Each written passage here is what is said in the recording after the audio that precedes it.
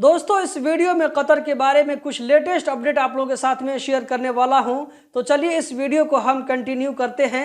आज का जो पहला और सबसे इम्पोर्टेंट अपडेट है आप यहां स्क्रीन पर देख सकते हैं। मैं आप लोगों के साथ में यहां पर रेफरेंस के साथ शेयर कर रहा हूं। यहां पर इसमें कहा जा रहा है कि कतर लेबर मिनिस्ट्री की तरफ से United Nations economic and social commission for western Asia के साथ एक एग्रीमेंट पर साइन किया गया है, जिसका मकसद कतरी लेबर मार्केट में डिजिटल टेक्नोलॉजी को यूज करते हुए कतरी लेबर मार्केट को पहले से बेहतर बनाना है।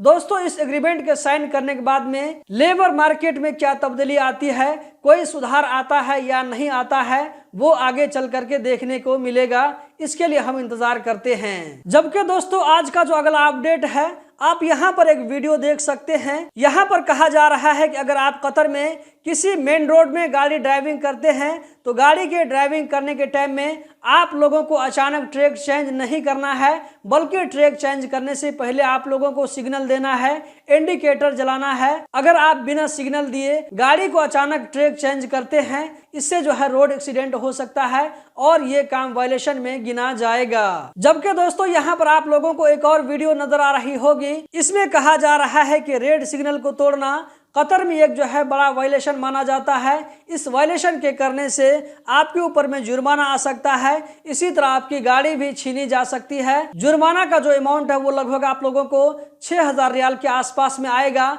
या ये के सिचुएशन के हिसाब से ज्यादा भी हो सकता है। दोस्तों आज का जो अगला अपडेट है ये है कतर में बलदिया की तरफ से। यहाँ पर कहा जा रहा है कि शहानिया में एक होटल जिसका नाम यहाँ पर मताम शुक्रन रेस्टोरेंट दिखाया जा रहा है, इसको बलदिया वाले ने 5 दिनों तक के लिए बंद किया है।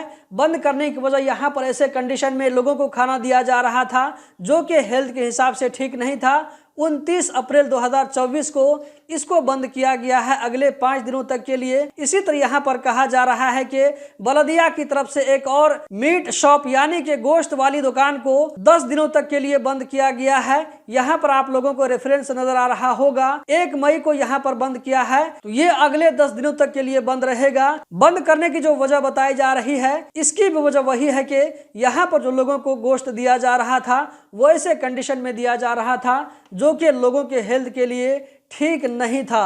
दोस्तों आज का जो लास्ट अपडेट है आप यहाँ स्क्रीन पर देख सकते हैं। यहाँ पर कहा जा रहा है कि अलवकरा बलदिया में 374 ऐसी गाड़ियां हैं जो कि वैसे ही लावारिस पड़ी हुई है, जिसको कहीं पर गली कूचे में, इसी तरह रोड के साइड में, या ये किसी खाली जगह में, किसी फील्ड में, किसी पार्क में आने जाने के रास्ते में इसको वैसे ही खड़ा करके रख दिया गया है। तो यहाँ पर कहा जा रहा है बलदिया की तरफ से कि ऐसी गाड़ियों के खिलाफ में कैंपेन चलाया जाएगा और ऐसी गाड़ियों को उठाने का काम किया जाएगा। उठाने के बाद क्या होता है कि 3 महीना के अंदर अंदर अगर गाड़ी वाला बलदिया से कांटेक्ट करके अपनी गाड़ी को वापस नहीं लेता है फाइन भरने के बाद में, तो ये सारी गाड़ी जो है नीलामी में बेच दी जाती है। तो यहाँ पर दोस्तों आप लोगों को सचेत होना है कि अगर आपकी भी गाड़ी कहीं पर ऐसे ही खड़ी है जहां पर धूल मिट्टी गर्द जमा हुआ है, बहुत दिनों से आपने उसको वैसे ही खड़ा करके रख दिया है, अगर ये गाड़ी इसी तरह पड़ी रहेगी तो आपकी गाड़ी भी उठाई जा सकती है। तो यहाँ पर ध्यान देने की जरूरत है। दोस्तों इस वीडियो में इतना ही। हम जल्द ही मिलते हैं किसी नई वीडियो में। इस वीडियो को लाइक करके आगे जरूर शेयर करें। यहाँ पर मैं आप में से ऐसे भाइयों के लिए जो कि नेपाली में सीरत की वीडियो को देखना चाहते हैं, ऐसे भाइयों से रिक्वेस्ट करना चाहूंगा कि HA media Nepali YouTube channel पर जाकर के जरूर देखें। वहां पर आप लोगों को मोहम्मद सल्लल्लाहु अलैहि वसल्लम की जिंदगी के बारे में नेपाली में वीडियो मिलेगी, जिसको मैं खुद बना करके अपलोड कर रहा हूं। यहाँ पर आप में से ऐसे भाई जिनको ये शिकायत रहती है कि असलम भाई आप एक नेपाली होकर के हिंदी में वीडियो क्यों बनाते हैं, तो इस चैनल की वीडियोस को देखने के बाद में आप लोगों का जो है ये कंप्लेन दूर हो जाएगा।